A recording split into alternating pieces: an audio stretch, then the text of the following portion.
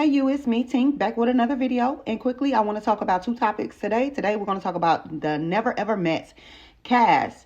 One couple in specific I really want to hone in on. But before we get started, make sure you like, share, and subscribe to this channel. My name is Tink Marche again. And, I just want to talk briefly about the last episode that I saw of Never Ever Met. Very controversial at this moment. And if you haven't tuned in, OwnNetwork has a new show called The Never Ever Met, and it's hosted by Taronda Jones, and she's known for her roles in Empire, The Real, and The Steve Harvey Show. This 10-episode series features 7 couples who have been virtually dating for some time and believe they may have found their love interest. The only thing is they have never met in person. So these people may have been dating for 12 years, 6 months, 3 months. It just kind of varies from couple to couple. But they're meeting face to face for the first time, and they're sharing a house together with the other couples for 3 weeks to see if their interest on love can survive in real life. I am very much so a energy person. I can pick up on people's energy no matter if they're on TV or not. And the first thing that I picked up on with Alexis is that she's very insecure, and I don't think she was really ready for TV. I feel like she was there to, seek the attention of Dom and Dom only, whether that meant her making herself look like a plum fool on national TV or not. I think that she just was not mentally prepared. In my opinion, that's how she came across to me on the TV way before the brawl. Dominique is to your left. Dominique has been dating Alexis to your right for about 6 months, and this is their first time meeting. Per my notes, my first impression of Dominique was that he was going to be stuck on negative thinking, and I said that he could work on that, and that he was so stuck on Dominique's body type. So if you watched the first episode, you know that he was kind of turned off by her body, said that her body was disproportionate. Seen in this photo, he's saying virtually it looked vastly different than what he was expecting, which I don't know what he was looking at, because look at this woman's body. I don't understand what Dominique was talking about. Her body looked differently virtually and on camera. I really don't know what he was complaining about. However, as the scene continued to develop, we seen that Dominique was all over Alexis. He couldn't keep his hands off her. This goes to show that certain men and women will be with you even when they don't like you. As you see, Dominique was enjoying his first date with Alexis a little too much because he had her in the yoga position, the downward dog. Now, while he was complaining about her body type, she was so into this man. This red flag, outside of him not liking her body proportionate, was her saying and him agreeing that they did not like for their partners to look at other women and men, not even conversate with them. And how can that work if y'all are in a house with 7 other couples? But anyway, so we continue. The second red flag for me was when Alexis said that Dominique had a bit of a temper. After their dates, they go back to the house, and this is where all the couples meet for the first time. At the house where the couples finally meet for the first time, all 7 of the couples meet. This is where things take a turn for the worse. But Dominique is super excited that he met somebody else from Chicago that's going to be with him in the house for 3 weeks. This was familiarizing herself with the cast members. She even sat down with one guy. I forget his name, Aaron. The flag is Alexis sitting down talking to one of the cast members, and she had one cast member to start rapping, and I think Dominique became very enraged about this, but he was keeping his composure for the most part. After Alexis got Aaron to showcase his rapping skills, thereafter, Dominique addressed Alexis and was like, if you coming this way, then I'm coming this way. I didn't understand why she was puzzled by that, only because they had already had the conversation about it. Yellow shorts. So the guy in the yellow shorts is who Alexis began to comment on and said that he was wearing some hoochie coochie shorts. So much so the cast members started to tune in and they started making comments about his shorts as well. But if Alexis was reading the room, she would see that Dominique was very much so bothered. However, I think that all of them was kind of tipsy. At least Alexis and Dom was very much so tipsy. It appeared to me that production was winding down for the day. Dominique was just getting started. I began to ask her about her comments that she had been making and the attention she was giving other cast members. To say things got heated is an understatement. Alexis is still trying to understand why is he so upset. At the end of the day, if you decide to comment on other women, I'm not going to care because I have a nice body too. Although I feel like they had already had that conversation that he was a very jealous man and she was a very jealous woman. However, Alexis did apologize to Dominique about making the comments about the yellow shorts. That did not simmer him down. By that time, he was already heated. It became so intense that he wrapped his arms around her. He began to push her, shove her, and people just sat around and watched. Get this. Based off strict policies against violence, Dominique was asked to leave. Since when did OWN have strict policies against violence?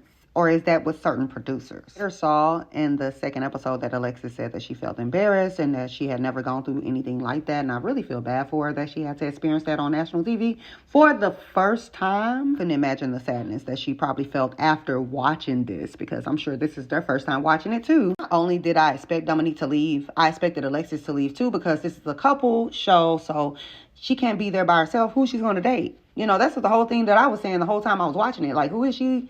Who are they going to get to replace Dominique? Needless to say, Dominique was kicked out.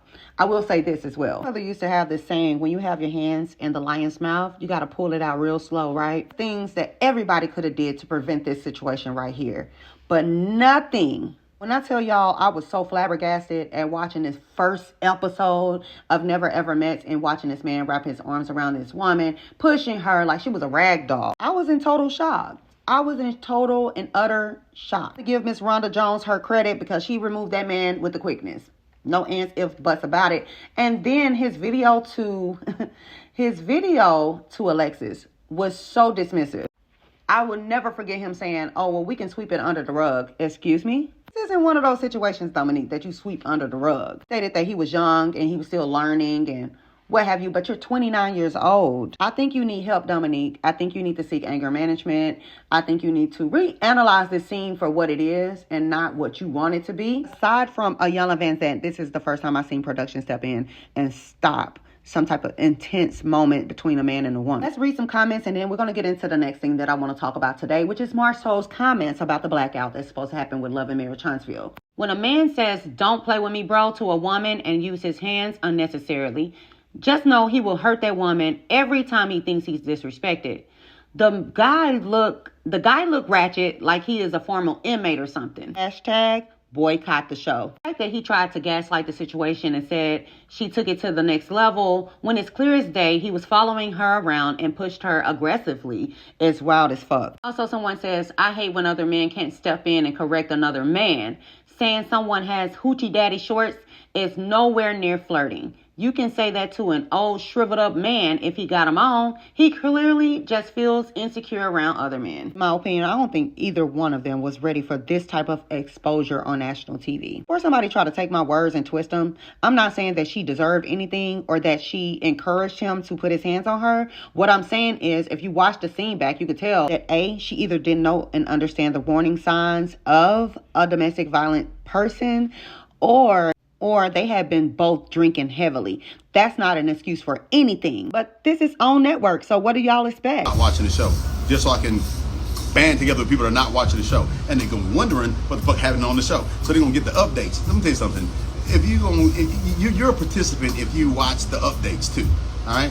Even the people on the show that say I don't watch soap, but they got all the updates. Marsua Scott decided to go live to address the blackout that's happening tomorrow, May 4th. Can't just keep talking about it. At some point, we got to be about it. But back to Marsua Scott. I find it so interesting that Marsua decided to comment on the blackout that's happening, but he didn't say a word about the makeup artist that came out to out Letitia. I don't even think he went as hard about the CPA woman, Jasmine, that outed him on Facebook. Black being closed, the Revenge P, court documents about Martell and his child, so on and so forth. Didn't hear a peep. Thing about Marsua, to get him to talk, give him a drink. Name, where you from? Marsua Scott, Pontiac, Michigan, representing Huntsville, Alabama. It's interesting to me that every time it's time to have a serious conversation, you have a drink in your hand. Are the same group of people that's suing content creators because of their opinions. All are also the same people who are allegedly threatening content creators behind the scenes. Speaking of threatening, you could have addressed one of the threatening content creators, but no. You decided to address the content creators that's banding together to black out your whack-ass show. From my understanding, when you watch snippets, that's not pertaining to the show analytics. That's pertaining to whomever posted the post analytics. Who will stick around and watch a group of people who are waiting on a chance to strike your channel, sue you, harass you? Y'all can't have it both ways. One wants somebody to review you and talk about the good and the bad that happens, but then turn around and say they're batshit crazy for choosing not to watch it all together. That's insane. What's batshit crazy is you telling your wife of 20-something years to shut the fuck up on national TV. Comparing her to that of a dog, other side of the tracks. Consoling your friend's wife after a fight between she and her husband after she had learned that he was still cheating on her, only for it to be confirmed that you not only knew this woman, you took trips with this woman and sent money for this woman. Now that's batshit crazy. Batshit crazy is your wife going on national TV on a reunion telling her cast members she don't pay her bill, only for months later for you guys to be outed for not paying your bill. Allegedly, because you like to sue. People being in groups have nothing to do with them supporting your actual show. It has everything to want to keep up with the gossip that's surrounding you guys, such as the information that's being dropped about all these loans that you and Letitia took out recently. Just noticed that this paperwork came from T from TV, so shout out to T from TV, who's dropping this paperwork on Letitia and Marsua left to right. Is it that you're upset that we're not watching the show, or is it that you're upset that we're not watching the show in order for you to catch up on your bills? Because you do understand that this show at some point will come to an end, whether or not this boycott works or not. I may not understand the entertainment part of the Love and Marriage Huntsville franchise and what goes into it production-wise. I do understand karma, and I do understand putting your damn foot in your mouth. And I can bet my last bottom fucking dollar in the next 2 years, roughly, this show will come to a screeching halt, whether it's from the content creators doing or your own. Also surprised that there are people that are still supporting this goddamn show, even though time and time again, we're getting the same storylines, we're getting the same bullshit. They told us themselves that they are actors. It's been revealed on multiple occasions that Marsua and Martell like to manufacture scenes. Ariana has said it, and Stormy has alluded to Marsua doing this. You have to be pressed because you grabbed your phone. We ain't seen you on live in months, but you come on to address the millimeters and how much you hate them. You got to be pressed, because what happens if it does work? You said that you would go back to doing what you've been doing. Do it. I will say this. If, in fact, the boycott don't work this time around, because the intention has been put out there in the universe, it will happen at some point, whether it's by the cast doing or Carlos, because I can see Carlos crumbling and falling really hard. I'd much rather watch Melody Shari Rodger on the Nubian Network than on OwnNetwork.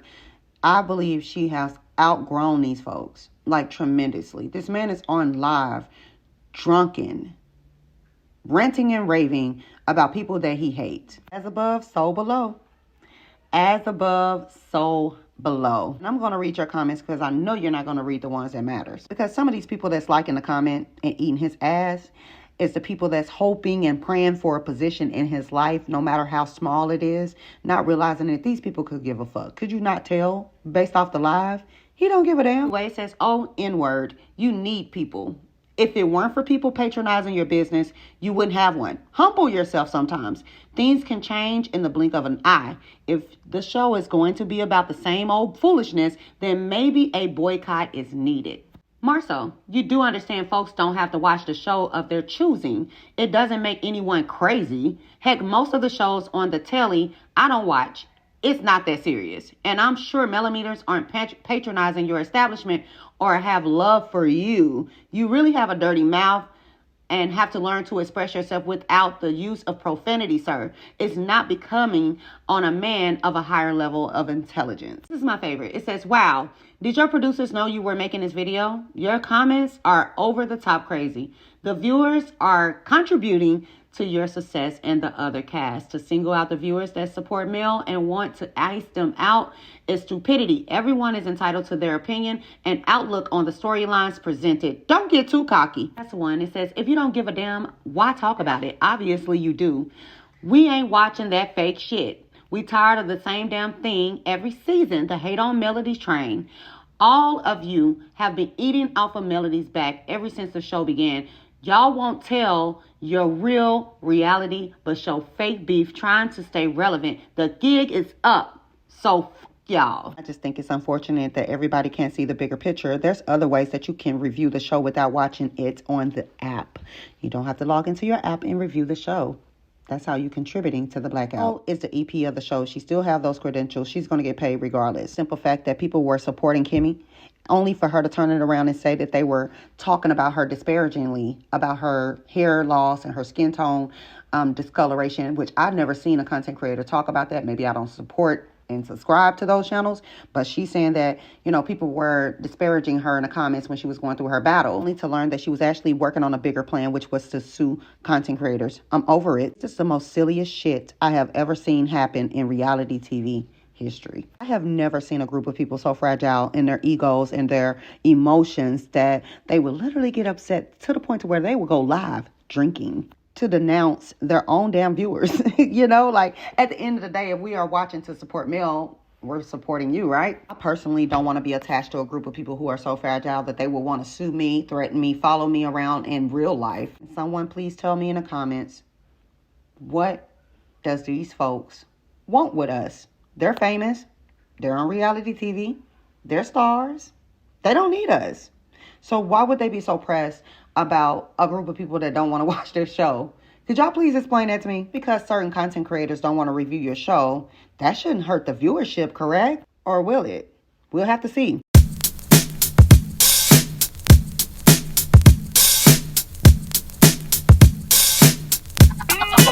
Warning.